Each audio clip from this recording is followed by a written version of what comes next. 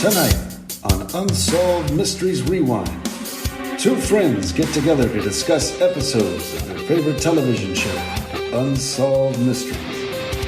Will they find answers? Will anyone care? You may be able to solve a mystery.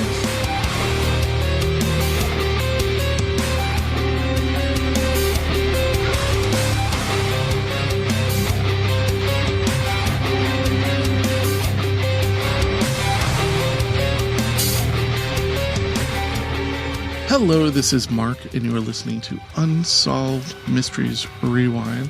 A little bit of a hiatus, but the show's back, and hopefully we can start cranking out more episodes. I have on joining the podcast for the very first time, Diana. How you doing? Well, Mark, really happy to be here. Thank you for having me. Yeah, I'm so happy that, like you and I had a little bit of a back and forth. We had to get our schedules to work. Yes. But we somehow figured it out, and here we are. So here we are. So I was saying before, I'm like, this case that we picked, why is the name familiar? Why is the case familiar? And it goes back to Unsolved Mysteries a few years ago. So Laura Crook was someone who was on the show for a while. Yeah. And she passed away. And her and I, we actually worked on a lot of cases together with the notes. Like I used to be bigger into like sharing notes. And just recently, I told you a little bit of a story with a particular person. The notes just got more and more chaotic, unfortunately.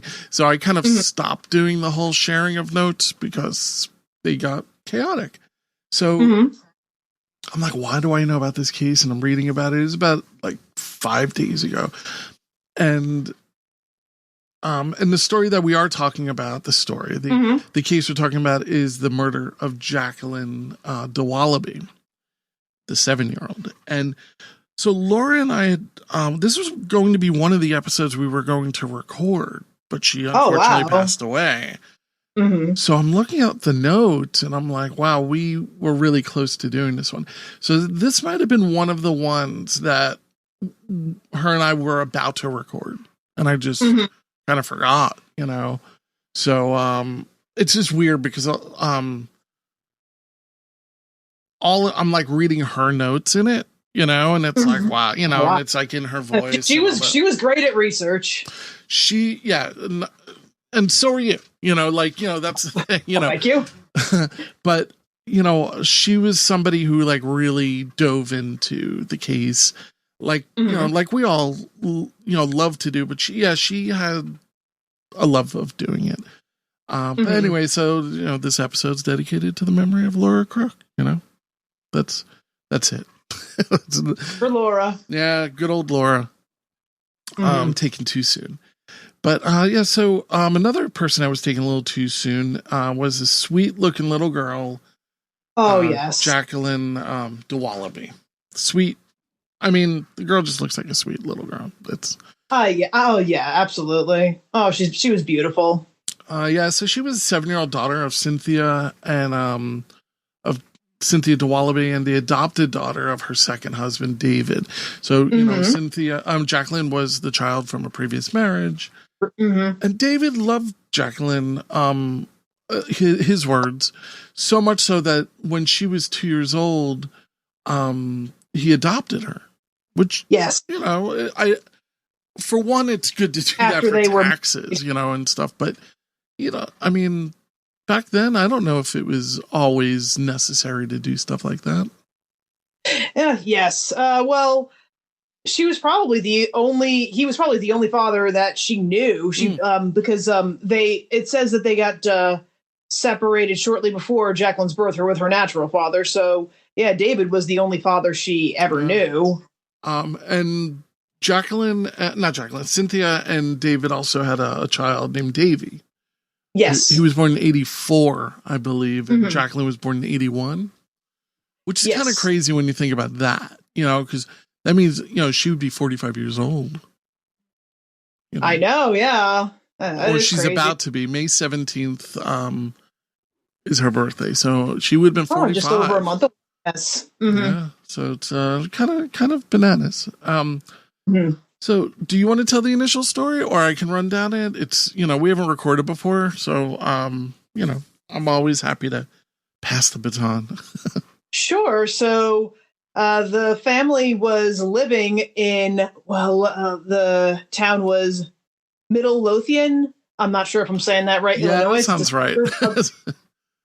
So, Midlothian, Illinois. It is a suburb of Chicago. Yeah. And they were living in a residential neighborhood. They were loving, close-knit family, and according to a lot of friends, they didn't believe in what they call corporal punishment, spanking and whatnot, generational thing. Now that does come up later, though, in some of the deeper stuff. I don't know if this came up with your research. We do get an account where someone was stating that that Jaclyn was punished by spanking, but right, it was also the 80s. Exactly. I mean, I think we all know parents who did a lot worse than spanking. Right. We know too much about these things. Personally, as a father, I'm not a big advocate of spanking. I wasn't raised spanked, and sure, but my wife was. So her first thing was to not do that. But I don't judge any. I don't know. I don't agree. I don't like it. I don't agree with it. But I'm also not. Just people have different philosophies as to what constitutes like appropriate discipline on a child. I've wanted to hit my kid. Trust me. I'm sure you have. I'm sure. I'm not a parent, but I could imagine being a parent has made you angrier than you ever thought you were capable of being. I'm actually really lucky so far. My kid's 17 and he'll be off to college in a few months. So, how wonderful. He's pretty level-headed. He's pretty balanced. So all is good. All is good there so far. That's good. We'll see. But yeah, this all happened September 10th, 1988. David wakes up in the reenactment, a good reenactment actually, on Unsolved Mysteries. Yes. Davey is watching television. David wakes up. Saturday morning cartoons. Yeah, right. That was the life. And about 7:15, David discovers the front door is partially open. Which was allegedly not unusual. Oh, really? All right. I didn't know that. But because they were the mother. So David's mother was she actually owned the house and she was living with them, and allegedly that was not unusual for her, I guess, to come in late at night and to leave and leave the door open. So his mother had like kind of a basement apartment, and and they all live together, which that's pretty cool. Especially when you need babysitters, right? You have built-in. Mom. Oh yeah, absolutely, yeah, grandparents. Now babysitters. I guess like she would use this as the main entrance. I don't know if there was another entrance to her basement apartment. Like maybe a back door that she would use or something like that. I'm not sure. Right. Yeah, maybe it depended on the night or the time of day. Now, my question is, before we go into exactly what happened, we learned that the mother didn't come home that night, the previous night. Yes. Do we know where the mother was? I mean, was she out like with the boyfriend? I just don't know. It doesn't come up in the research. It doesn't really come up to it may not be too relevant, but apparently she might have been at a friend's house or something after going that night. Yeah, I mean, maybe that was the case. And they're like, well, I'm not going to like bring in her boyfriend or whoever. But yeah, so they woke up early. Like we said, Davey is watching cartoons. Dave's having coffee. They see that the door is open. But he looks outside. He sees his mother's car is not in the driveway. Yes. For whatever reason, it takes them 2 hours. So this is the stuff where it's kind of like eyebrow, kind of like raising. Yeah. That the mom, Cynthia, would go into Jaclyn's room at what I'm going to guess is, at 9:15 to wake up Jaclyn, but she's not in the room. 7-year-old is not in the room. Yeah. Well, from what I've gathered from the research I've done, well, again, this was also the 80s. It wasn't unusual for her to, go outside and play with some neighborhood friends. So, all right, as somebody who grew up in the 70s and 80s, I would have to say that for me anyway, in my experiences, it's a little bit unusual to just leave the house without saying something. Sure. But it's not completely out of the realm of possibility. Yes. But I don't know. I was raised to be like, I'm going to go and do such and such. But that's me. I don't know. This could been a little bit more of a liberal household where it's kind of like, yeah, you're fine. Yeah. Well, like in the neighborhood they lived in, it sounds like they were. No. It's a friendly neighborhood. They all knew each other. But 7 is kind of young to do that, in my opinion. That is true. Yeah. But they were like, yeah, she's probably out, checking out friends. So David's like, you know what? I'm going to go around the neighborhood and just kind of see, like, is she around? Let her know, everything's good. Come home, have breakfast, whatever. So in the reenactment anyway, he's going from house to house and he's walking around with Davy and nobody's seen her, Ooh. Yeah. And then the mom is like, going into panic mode. Yeah. Cynthia's like, Jaclyn, and she's even saying during the reenactment, she's getting louder and louder. And we all have been like this, whether we lost track of our kid or we lost track of our dog or cat I know, my dog's name is Toodles. Okay. So there's nothing more manly than yelling the word Toodles, looking for your dog. But I did it, and I was very upset. It's scary. And that's, I hate to say just a dog, but it's a dog. And I've been out with my nephew before and lost sight of him for a minute. And I just remember just freaking out like, oh my God. And then I found him. He was just, behind something out of my sight, but it's frightening. Yeah. I can't even imagine what she was going through. Yeah. I couldn't imagine what they went through even a week later, it's and this is a fast moving case, which is very much so, but also a completely mismanaged case, No, yeah, we'll get into that. Yeah. Several at numerous different points a mismanaged case. So yeah, they start looking around. There's no trace of her. She noticed at this point that Jaclyn's comforter is missing. And her blanket, yes. Yeah, and she's like, well, she doesn't go outside and play with this thing. Like, where is it? Right. Yeah, no, somebody's their childhood blankie. It's in their bedroom. Yeah, so Cynthia and David go outside and they're like, all right, I'm going to go this way, you go that way. And as Cynthia's walking by the house, she notices that the basement window is broken. That is one of those little windows that I guess you can, that would lead to the mother-in-law's house. Apartment. Right.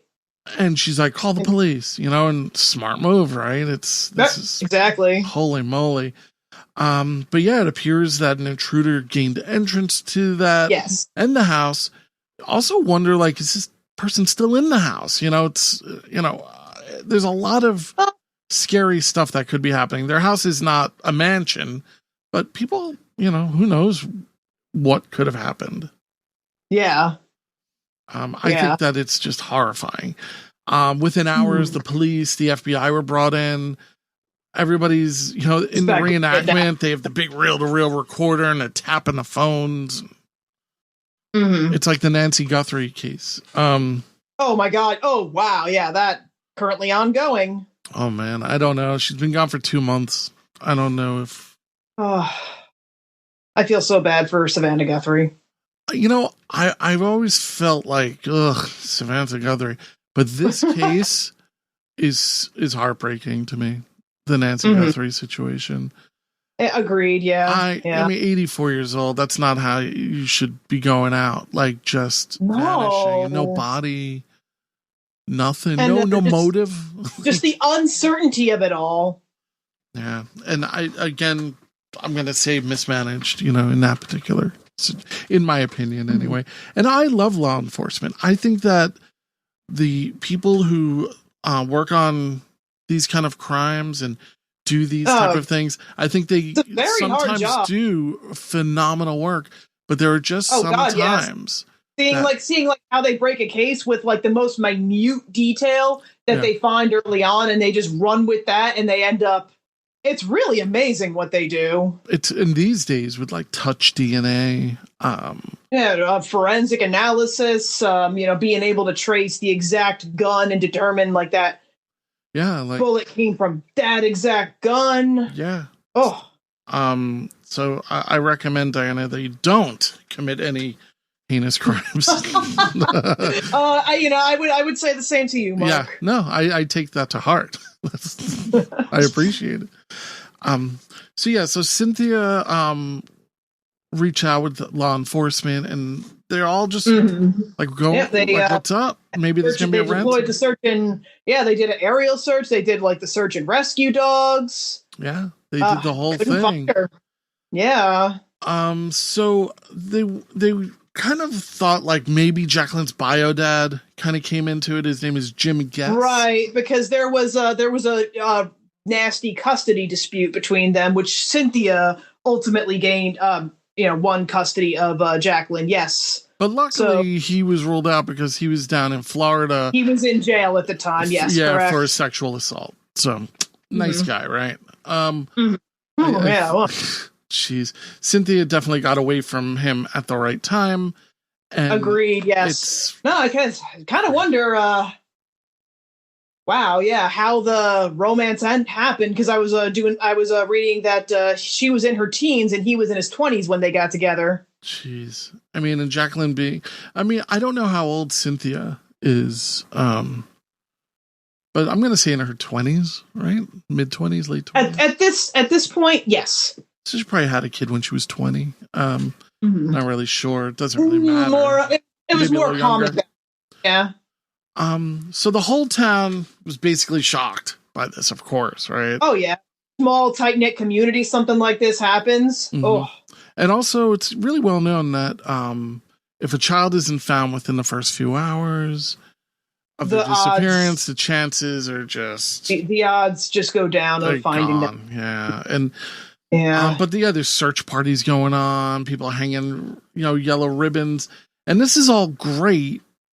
And the supportive community is wonderful, but at the same time, it's very bittersweet because it's just like not working. Oh, no, like they're coming together. Wish they would come together under a different set of circumstances. Celebrating a big accomplishment, not together because a child is missing. Another thing that's kind of interesting is, so David's sister read a statement on their behalf, on David and Cynthia's behalf, and thanking the community for all of its efforts and trying to find Jaclyn. And the police there's a police claim that they were suspicious as to why the Dowalibys were being quiet, not taking questions from the media about the case.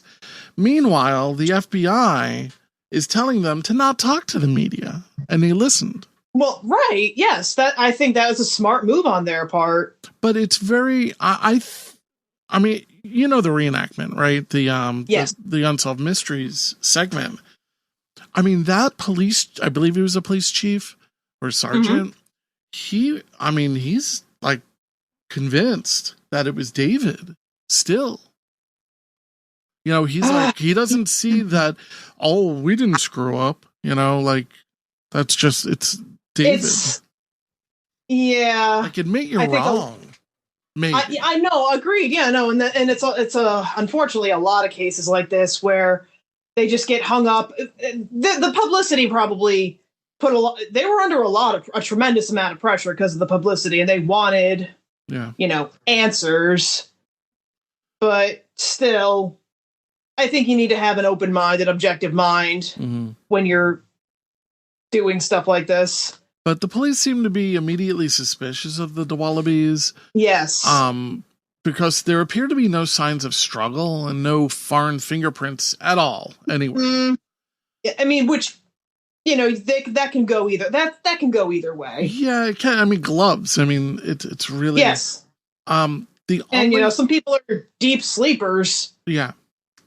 The only evidence that there was an intruder was the broken window in the basement, and police stated at first that they felt it was caused from the inside to the out, right, to make it look, to stage it, which is nutty because of how wrong it ends up being.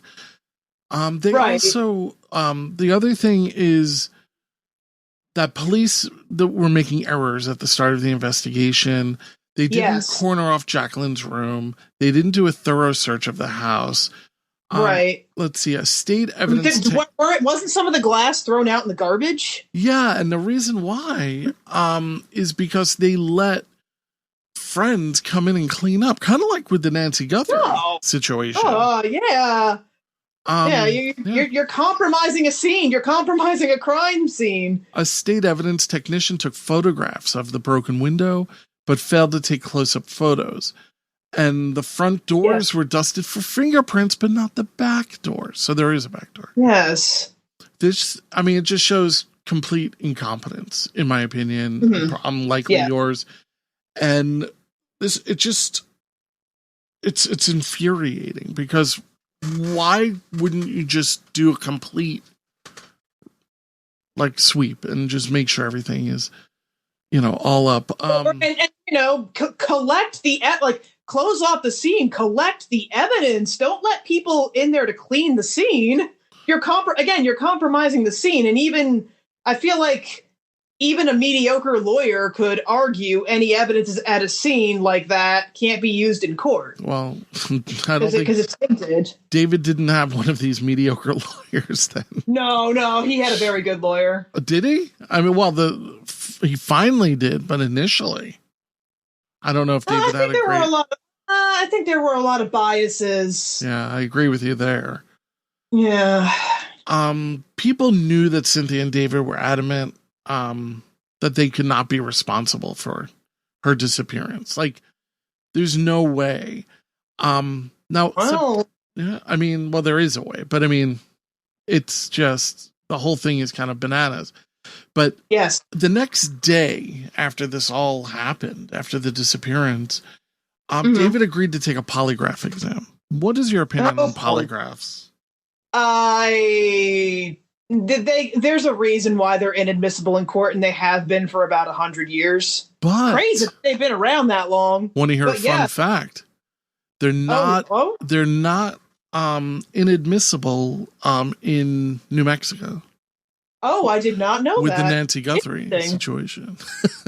Oh. There are a couple states where it is admissible, believe it or not. Probably.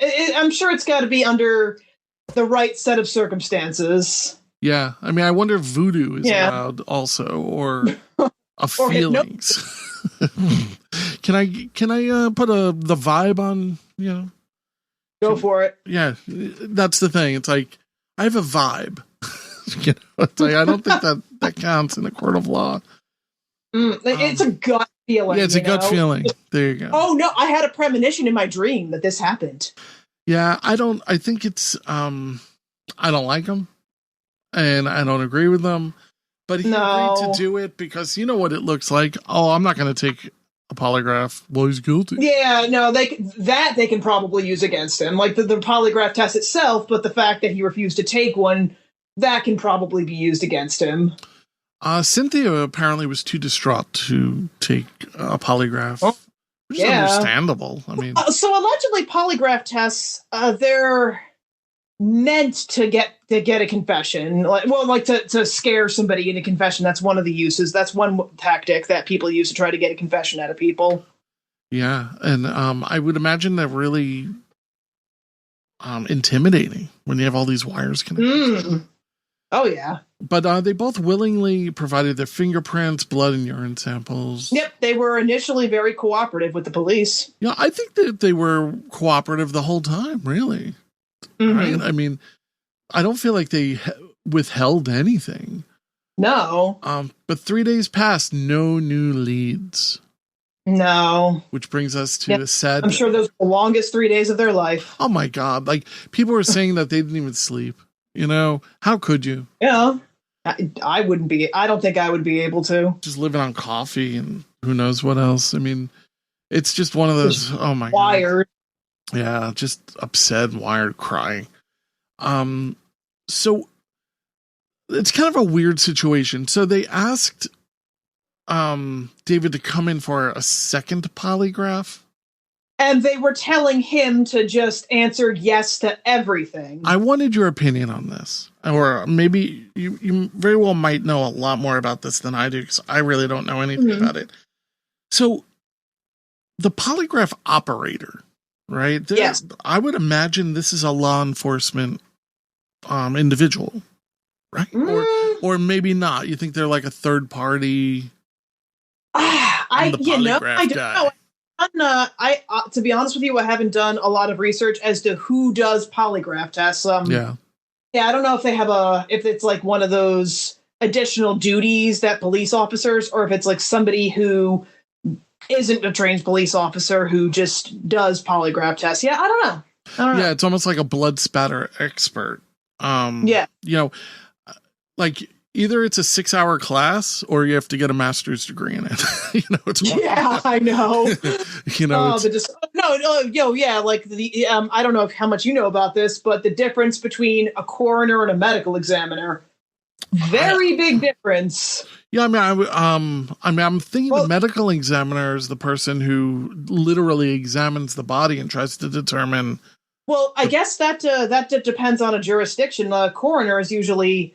I could be wrong about this, but yeah, it's the same job, but the qualifications between the two are different. Wow.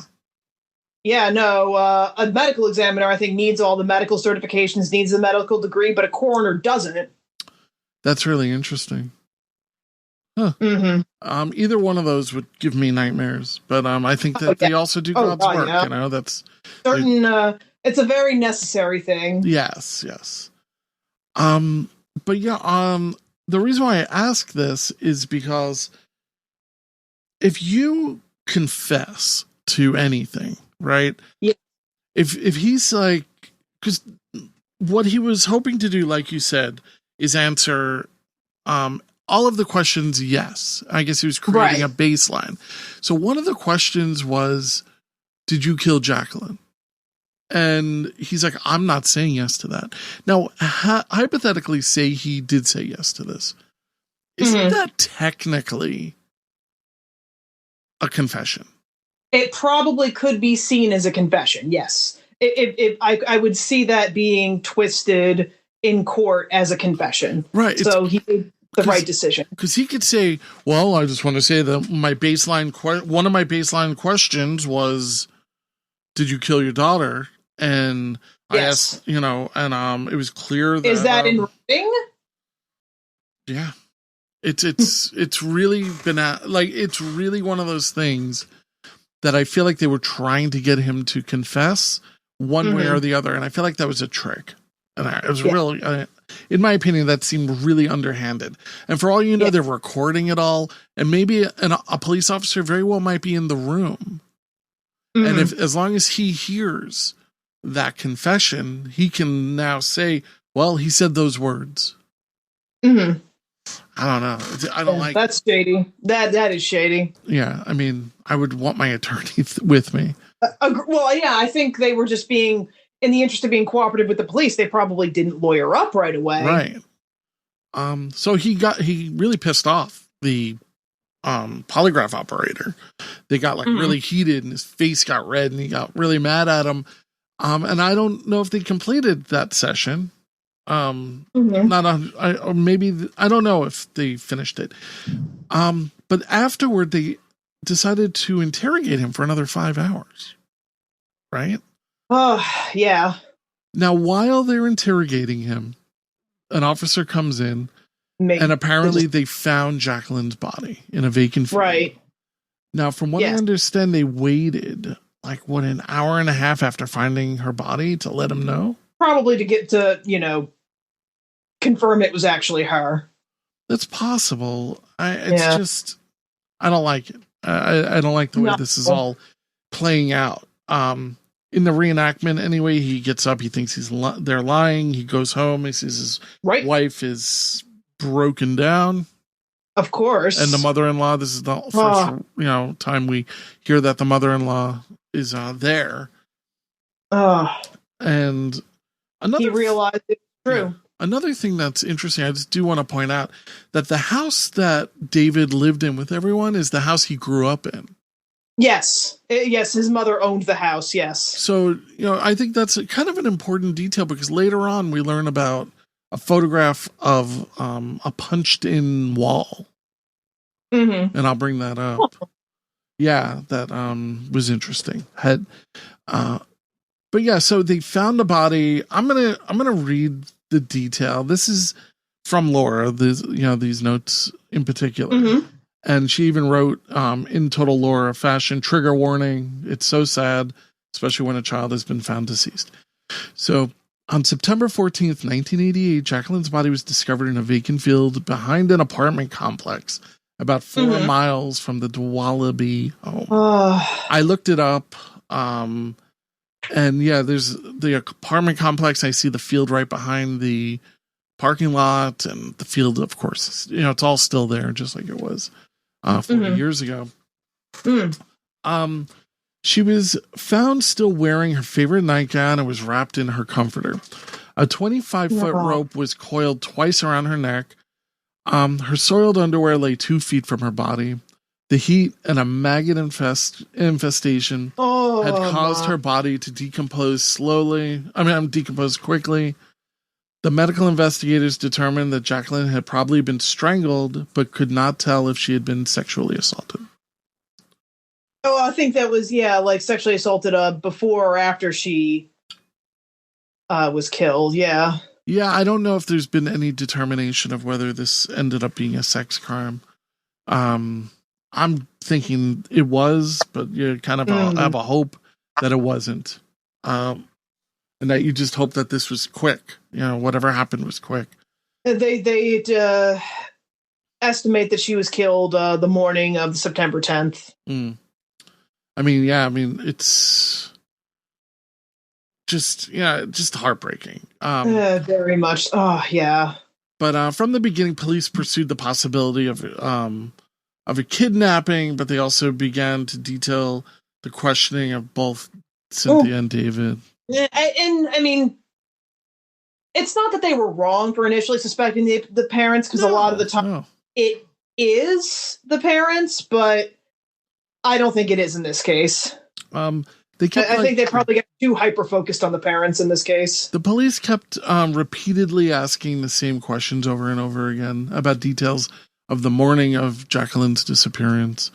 To the point where the mother was kind of freaking out or bugging out. And I could see that, getting to you after a while, right? Oh, I mean, everything considered, she's grieving her daughter.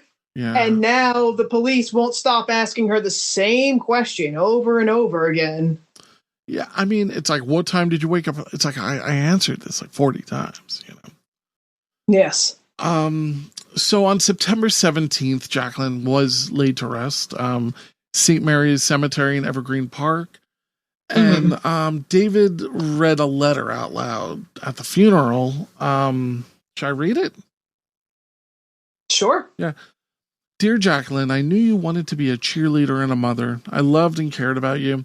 I loved how you always wanted to wear a dress or a skirt to school. You were a beautiful roller skater and bike rider. You were a friend to everyone. We were so sad when we couldn't find you. Our hearts cried out for you every day. I'm sorry this happened. I will never give up on you. I'm sorry this happened to you. Our hearts grow and grow. Love, Mommy, Daddy, and Davy. Sad, right? Poor thing. And a lot of cases just kind of like, all right, we just never caught the guy, and they move on. A day after Jaclyn's funeral, police had a search warrant to enter the Dowaliby's house and collected 5 bags of evidence, quote unquote evidence. News cameras were there, so they got a lead, I mean, this is the day after your child's funeral. Yes. It's shocking. So the Illinois State Police are basically, it's a mixture of the Illinois State Police, the Midlothian Police, and the Blue Island Police. Because of all the jurisdictions, like where her body was found, Yes. and where she lived, and I'm not sure about when the state police would get involved, as far as like jurisdictions go. But yeah, jurisdictions could get messy. Yeah, absolutely. Well, even where I live, I'm in Nassau County, and if something happens on the border of Suffolk County and Nassau County, it's a complete, Yeah, well, and depending on the nature of the crime, like if it's involved with explosives, or if there's like robbery and state lines, like FBI, ATF, yada yada. Long Island pretty much has all that, and it's pretty much common. But the Long Island serial killer is a good example of this, where the place where the person that they claim to be the Long Island serial killer, I don't want to get too down that rabbit hole. I don't believe it's him. Sure. Or I believe he might have killed someone, but I don't think he's responsible for all these deaths. There's no way, in my opinion. But he lives in Nassau County. He worked in Manhattan. So they had to like really bring together a lot of different police forces, as well as bringing in the FBI in general, I guess, to oversee the entire region, right? I don't know how any of this works. Maybe. I know police, like, they can request assistance from the FBI. Yeah. Even if it's not FBI jurisdiction, a local police can always request assistance from the FBI. But I'm pretty sure it was now I'm not remembering. I don't know if it was a Nassau County case that ventured into Suffolk County or vice versa. But it became like kind of a sticky thing, like, well, whose case is it? And it became like stupid in that sense. It's like, you guys, it's like the island's 100 miles long. Like we don't need this many jurisdictions. But no. But here, is maybe a similar type of situation where you have so many different police forces right next to each other, and everyone wants to, work on it. But for 2 months, they're gathering evidence to build a case against the Dowalibys, which is really interesting because it seems to be a rush to judgment by law enforcement. Right. Why do you think that is? Like, what do you think the deal is there? Well, I mean, again, like I said before, it was just the publicity behind this case. They wanted to make an arrest. They wanted to, because they're under scrutiny as well, the police department. Like, parents are under scrutiny, the police department's under scrutiny. So they want to make an arrest to show they're motivated to show. Yeah. It's a good point. Success or results. Yeah. And that's whether that be the correct result or the incorrect result. That's the way I feel with the Long Island serial killer. It's kind of like, I don't know. I'm not buying it. But that being said, in November of 1988, Dave and Cynthia were both arrested and charged formally with Jaclyn's murder. Cynthia was 2 months pregnant. I mean, a lot of people are probably like, well, what do you mean she's pregnant? It's like, I guess, Oh, well. It doesn't mean that can happen. Yeah, it happened. It's kind of like, of course, the couples are insistent that they are innocent, just like they claim to from day one. It's not changing. Some critics are questioning the timing of this because Richard Daley, at the same time, was running for the mayor of Chicago.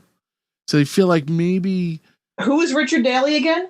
He was a state attorney. He was a Cook County state attorney, and he was announcing running for the mayor of Chicago. And they feel as though it might have been coordinated, like, with that. Yes.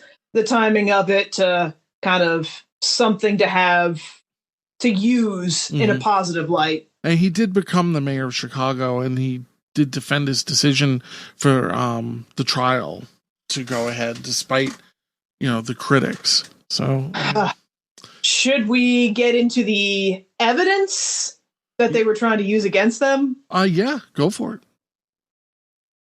So the prosecution their case rested on an eyewitness, a man who claimed he saw the Dowalibys a car matching their blue Chevy Malibu at the crime scene, at the scene where Jaclyn's body was found. Mm-hmm. And he claims that he saw this man, that the man he saw was David, and he identified it from a photo lineup. Yeah. However, so on the surface, that sounds like... Oh, yeah, it's fine. Like, it sounds easy. Evidence, yeah. Oh, an eyewitness placed him at the scene of where her body was found. However, it's not that eyewitness testimony is always bogus, but it can be questionable at best. And manipulated. Absolutely. And unreliable at worst. So when you look into it, he saw this person on a dark moonless night from 75 feet away. Yeah. I mean, that's a pretty good distance. And he was in his car. And that's also a little questionable because there was neighbors who claim that the Dowalibys' car was in their driveway at that time. Mm-hmm. So... Pretty common car, too. Right. Yes, a Chevy Malibu. Yeah, I think you can pick those up for about $800 now. Maybe. But they kept on saying I'm not an expert on cars, but a 1980 Chevy Malibu, I'm not sure how different that would look. But then a 1979 or a 1981 Chevy Malibu. Yeah, I'm guessing they showed a picture of it in the Unsolved Mysteries segment, and it just looks like your regular beater 80s car. Like it's like almost like one of these detective type cars. Or K car, I think they call them. So they kept on pointing out that the man had a prominent nose. And I was looking at David. I don't think he has a prominent. I mean, does he? No. Well, he's a big nose? I don't think he does, no. Well, and he saw him from the side. So. From 75 feet away at night. At night. It's just all these things. Yeah, it's really silly. You wonder. No, but it really, it's just, when it comes to trials, it's really a game in the court of how well you could argue something. But David's, when they were showing all the photographs, I think they said that David's photograph was 30% larger than the other ones. And it's like, well, now you're looking at, more nose. You get a better look at him. You're like, oh yeah, that's got to be him. Maybe. Well, and at the same time, there was a forensic investigation done on the window itself because they were trying to determine whether or not the glass had been broken from the outside or the inside. Mm-hmm. But the forensic findings were that it had been broken from the outside. Right. That came out, and it was like, oh, okay. It's, I think that's pretty crazy that they had already been arrested, and that was kind of used as partial evidence as to why they feel as though they were guilty. It's a very weird thing. I mean, the police are basically theorizing that Jaclyn was killed by accident while getting some form of discipline.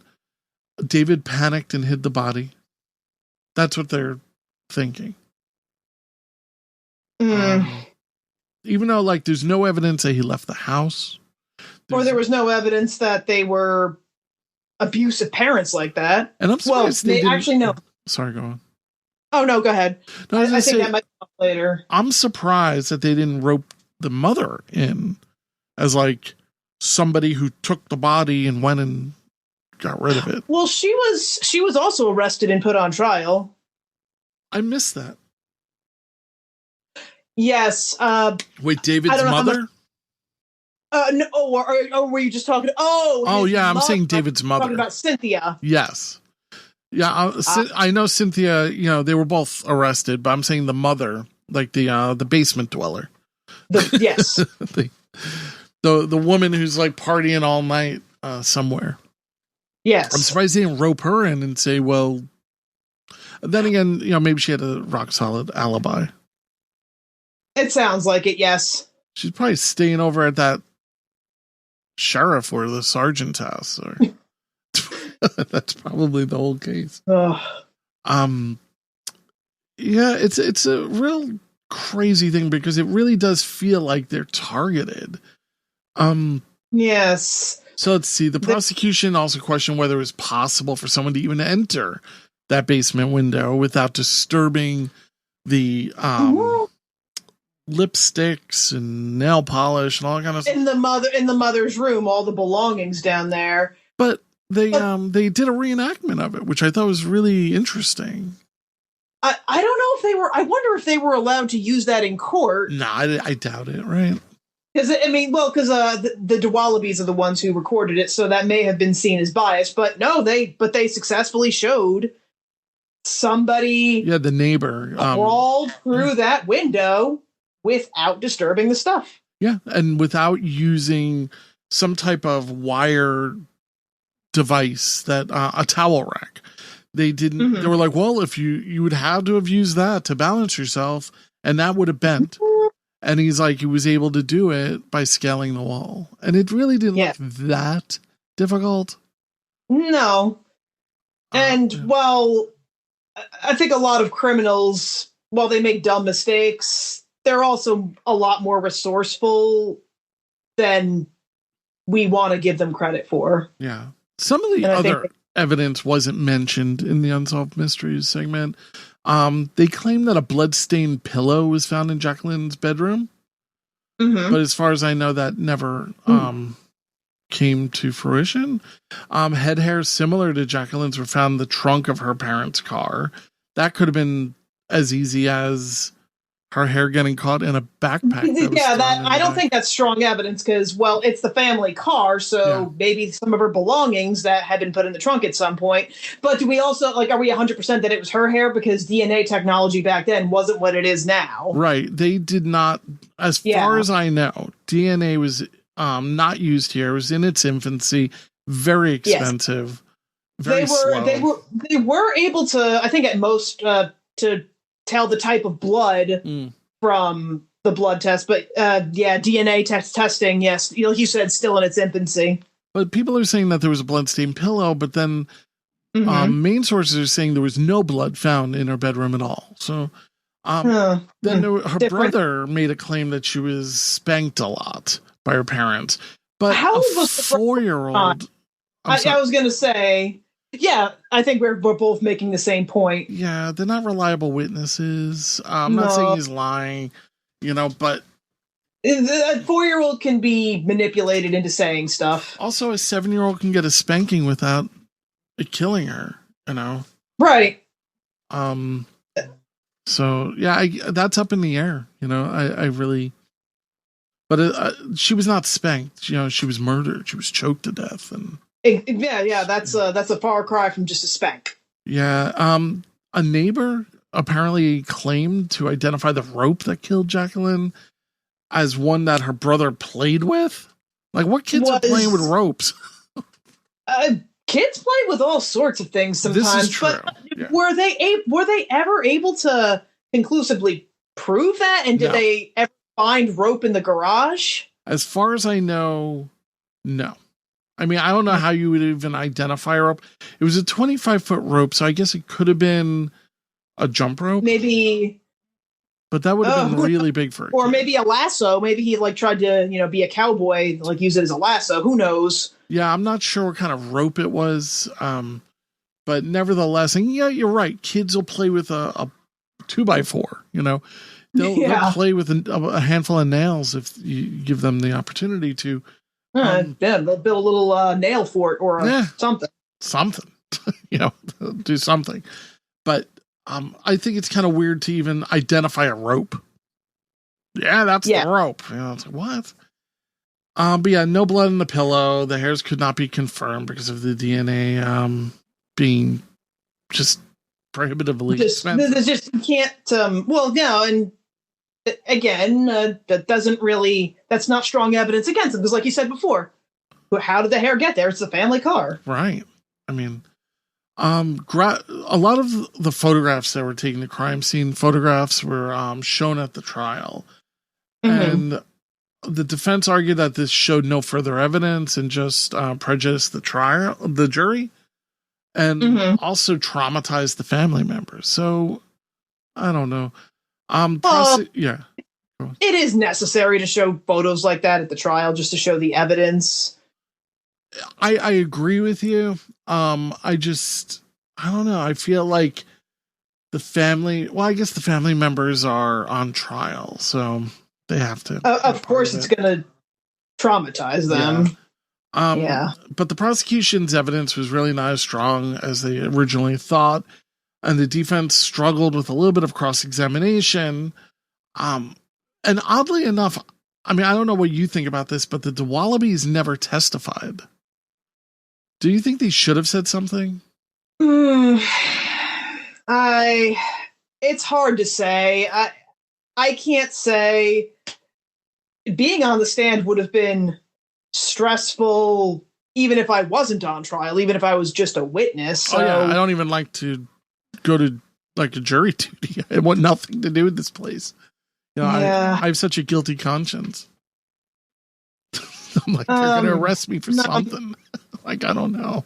Yeah, and things can be just perceived as like ambiguously, because they probably would have gotten very emotional on the stand, which could have been seen either as genuine by some or putting on a show by others. Yeah, it's a really crazy situation. Do you want to say what the outcome ended up being? Well, the judge determined that there was insufficient evidence to proceed with Cynthia's trial. So they just decided, so she was acquitted before it went to jury. However, David's case was sent to the jury and guilty. Yeah, they deliberated for 3 days. It's a weird, definitely, it's a strange thing. Now this is one of these kind of weird things. And again, this is going back in time to the wonderful Laura Crook and her notes. I don't know where she found this. But it says, people question how the jury could indict so quickly when there was a clear case of reasonable doubt in the case, which I fully agree with. I fully agree with that too. One juror claimed that they reached the guilty verdict after they viewed a photograph of a fist hole indent in the Dowaliby son's Davy's bedroom door. The jury then leapt to the conclusion that this meant that David had a violent temper and could have easily murdered his daughter in a fit of rage. It really is crazy what people can come up with. The fist hole indents were surprisingly never even brought up at the trial, so we don't even know how the jury got access to them. But they seem to come to the conclusion still very quickly. But here's the fact about those photographs and the fist marks. The marks were later discovered to not even be connected to the case. They were made years before the Dowalibys even moved into the house. However, it was also discovered that David Dowaliby, it's a tough name, grew up in this exact same house and then moved back in with Cynthia years later. The marks were said to have been made years earlier by David's brother, who had a very violent temper. And they never fixed the hole? Well, that's beside the point. Well, I guess if you just live there and it's like, whatever. I don't know if it's a hole or it's a pun. I don't know. You're judging their housekeeping. Well, I'm kidding. Look, I'm guilty of certain things. Yeah, me too. Yeah, I'm guilty of leaving the same thing on the floor for a week at a time. Like, I'll pick that up later. Like 3 days later, it's still there. Oh, man. But it was also, I don't really know what this note means. It says it was also discovered that the jury would have found Cynthia guilty as well if they had the opportunity. But on what grounds? I wonder how many jurors are saying that. Yeah. I mean, all you need is one good one, right? To like really. Yeah. So David, David gets sentenced, you know, he's going through this whole thing. How many years did he get? He ended up I don't know what his sentence was. Oh, I have it. I just found it. In June of 1990, the Dowalibys finally spoke to the media. Cynthia once again insisted that she and David were innocent. David spoke from his prison cell saying that, quote, he wished he could have stopped the person who took Jaclyn that morning. But the court was unmoved, and David was sentenced to 45 years in prison. 45 years. So that's crazy. There's no evidence. It's crazy. And it's people who are into true crime like we are. There's a lot of evidence. There's a lot of cases where the person's acquitted, and you're like, and you look at the evidence that got them convicted, and you're like, how did that get them convicted? And right. It's just real. It's really a game in court. It's not. The evidence doesn't speak for itself. It's how well it's argued in court. I think it can also be extremely shocking how I watch a lot of body cam footage. I don't know if you ever go down this rabbit hole. And you see, there'll be a DUI person, right? And that person will get nothing. Be like, you pay a $50 fine. And that's it.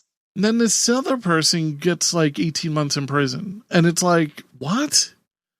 Yes. It's just crazy. It's just, I don't know. Well, I don't know what precautions, how well this jury was vetted, because this was a case with a lot of publicity. So there were a lot of people who were biased, and the jury, they were probably locals. They probably knew people who knew the Dowalibys, in a community like that. So they probably had personal biases toward the case. Yeah, it's just like we were saying before. The community rallied against them. Well, they supported them when she disappeared. Then when they were accused of murder, 180. Yeah, it's a really strange. I don't know, 45 years. It just seems excessive for something that there's just no evidence. So there's a grassroots movement happening in an attempt to get David released. A legal journalist. Yeah, and he was released pretty quickly. Well, a year and a half. He did 18 months in prison. And that was awful. Better than 45. Don't get me wrong. I think that was very telling that he was released really pretty quickly, because these things can take years. Oh, decades. Decades. It's crazy. But in October of 1991, I was a senior in high school. The Illinois Court of Appeals reversed David's conviction and ordered him to be released. The judge ruled, quote, although there are many unanswered questions, the totality of the evidence is not sufficient to prove David guilty. Now, what's interesting here is David can never be charged for murder again in this case. Which is a good thing. Oh, well, it's a good thing for him and, to those who believe he's innocent. But let's just hypothetically say maybe he's guilty. Well, he can never be charged for it again. Yeah, okay, I guess that's yeah, I mean, the whole double jeopardy nonsense. Not nonsense, but, it's, now, had they charged him with something else initially, maybe that could have, because they probably could have given him some other charge and still put him in jail, or built up a case to upgrade it to murder at some point. I just don't know. I'm not an attorney. I don't believe I'm really done. It's I don't think there would be there would be evidence of there would be nothing. This case would be nothing short of first, if they were going to charge him with the death of her. I don't see how they can go for anything less than first-degree murder. Yeah. It's just wild. I mean, and at this point, even to today, somebody did this and got away with it. It's crazy. Yeah, that's the sad part about this case is the law enforcement, they were barking up the wrong tree, and instead of admitting it and backing down, because again, he was released after a year and a half in jail. November 13th, 1991, after 18 months in prison, David was released.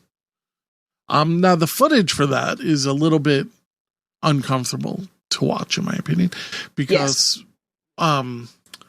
Cynthia is beaming. She's so smiley and everything. And I don't know. She probably never thought it was going to happen. But you got to tone it down a little bit because it's like, this is about your daughter. Your daughter. It's just got to tone it down a little bit. That's all. And yes. I mean, I guess you can't help it but be happy. But justice was served, in my opinion, maybe yours, that you should never have gone to prison. But the Agreed. entire case, I wonder how this even, because with the evidence being so weak, you have to wonder how this even got to trial. Yeah, this is, it was pushed, but it remains unresolved. It just, but there, did you notice that there was an update at the end of the case where they said like, I believe so. The two witnesses, well, this is a whole other part of the case, that there was another suspect in the case. It was the biological father's brother who was a schizophrenic. Yeah, Timothy Guess, his Jaclyn's biological uncle. Yes, and he knew a lot about her. He knew the layout of the house. Mm-hmm. And claiming never having been in the house, he knew the layout of the house. Yeah, I mean, it's a strange one. He claimed he was working at a local restaurant the night of Jaclyn's murder, but there were at least 5 regular restaurant patrons who stated that Guess wasn't there that night. They were a few of them weren't questioned by the police, but I guess the two witnesses that provided his alibi were questioned. They were the ones who provided the police with his alibi, but then they claimed they lied because they said they thought David Dowaliby was guilty. So they lied. He also had links to the apartment next to where Jaclyn's body was found. One of his co-workers, he used to give her a ride home. Yeah, so, but the case was reopened by the state attorney's office, but charges were never filed against Guess. It's crazy that they found enough evidence to file charges against the Dowalibys, but they couldn't find enough evidence to file charges against him. I mean, according to journalist David Protis, Guess told him that the quote-unquote spirit lived inside of him and told him details about Jaclyn's murder. And her house. That's how he knew the layout of the house. Uh-huh. But yeah, he also knew that a light was on in Jaclyn's closet, but not in her bedroom. This detail was never released. Yes. It was never released to the public or the police, so... But he was never charged, but he did die in 2002. Yes. And it's really sad. It is. But it's terrible. I don't think, they probably couldn't bring charges against him because the witnesses who corroborated and then refuted his alibi, that's interesting. Yeah, they can't. They kind of messed with it too much. Their credibility can't be trusted. But at this point, years later, whose an eyewitness credibility? That's unfortunately that's not enough. Just to say he wasn't at his place of work that night. Yeah, that's not enough. And also being that with his mental health, it's like how much of what he says can you really believe? Yeah, I mean, it's possible he read about some stuff or even had a conversation with. We don't know if he had any relationship with the family. And I don't think her biological father had much of her, because he fought custody for her, but then after he didn't get custody of her, he really didn't have a relationship with her, being that David Dowaliby adopted her. Yeah, that's true. The other suspect, though, was convicted sex offender Perry Hernandez. And I think the defense tried to build the case at the trial that he committed the crime. Yeah, he committed a similar abduction a year after Jaclyn's murder, so trying to kind of, mix it together. He was in jail at the time, though. Yeah. Of her murder. It was also evidence found on Jaclyn's body didn't match Hernandez. I don't know what kind of evidence, being that there is no, there was no DNA, but apparently he was cleared by authorities. Well, there was some DNA found under her fingernails, allegedly. But did they do anything with it? I mean, it says her fingernails bore traces of type O blood. So I don't know how much there was, that can still be used today. There was an interesting link here, though, because apparently the mother of the young girl who survived and Cynthia Dowaliby went to the same gym, and Hernandez knew the woman who ran the gym. So apparently Jaclyn had stayed, she used the childcare there during, Jaclyn would go to the childcare in the gym during Cynthia's workouts. So it's possible Hernandez stalked both families and ended up, going one to the next. It's maybe not impossible, but I think there was evidence that he was in jail at the time. Is that the case? I don't know if I maybe I read that. There's different information out there, but he was ruled. I think he was ruled out. Yeah. Of course, you can't really believe what the police say. Not in this town. No. No, as of today, the Dowalibys have since moved and changed their last names. Changed their names. Of course. And Jaclyn's murder, they're hoping that it could be solved, but that's it. It officially remains unsolved. There's a quote here. I don't know where it came from, but Jaclyn's case sits cold.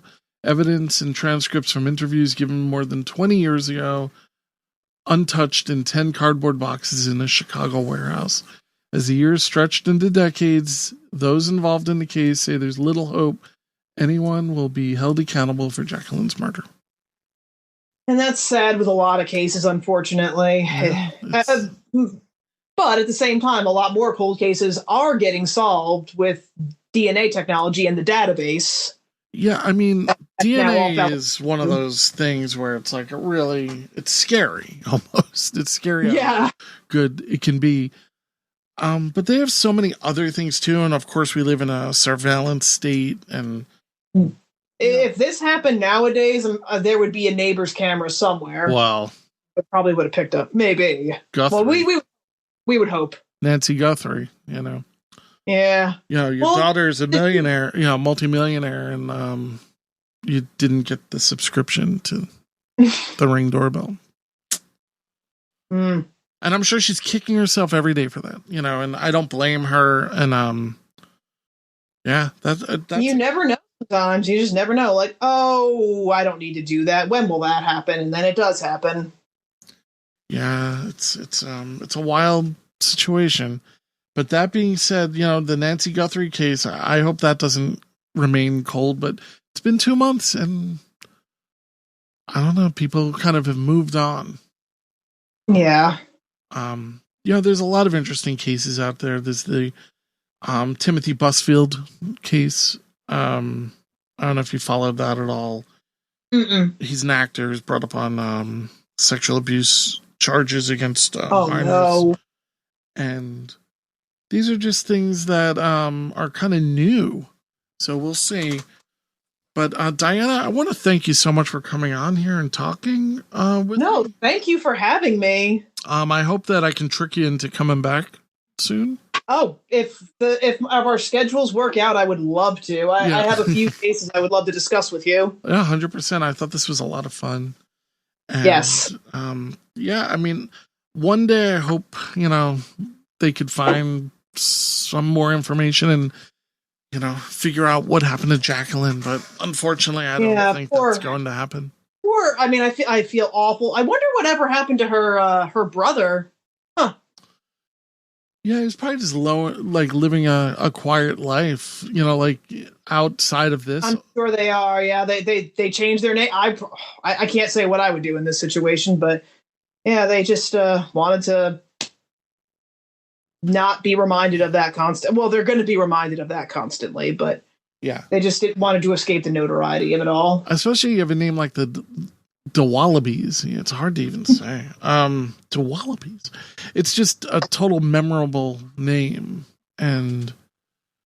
I don't know. I hope they find peace. I hope they're still together. I hope they're still alive. I really don't know anything about their current status, but well, there was I managed to dig up an article from 2011, and they didn't want to participate in the article because it was like one of those 25 years later kind of deals, and police just say they don't have any new leads, and the Dowalibys didn't want to speak for the article, and I could understand why. They don't want to. Like I said, they probably get constant reminders of this every day. You know, grief puts on a new face; it never goes away, especially for something like this. Yeah, and this seemed like the kind of thing it just kind of happened right under their noses, and that just, and I'm sure guilt. They probably feel a ton of guilt over that. Yeah, and just kind of like reliving that whole night. You know, just did I hear something? Did I not hear something? Yeah, what Should if I woke checked? Up? Oh, yeah. Yeah. Well, I hope they find peace. Yes. And I hope that we can tackle another case very soon. I hope so, too. If you enjoy this podcast, please subscribe to it and go over to Facebook, look us up, Unsolved Mysteries Rewind. I'm going to do my best to get some more and more and more episodes out with wonderful people like Diana. Tonight we have been confronted with an entire catalog of unexplained and unsolved events. Tune in next time as Unsolved Mysteries Rewind discusses another collection of unsolved mysteries. Until then, we can only look and wonder.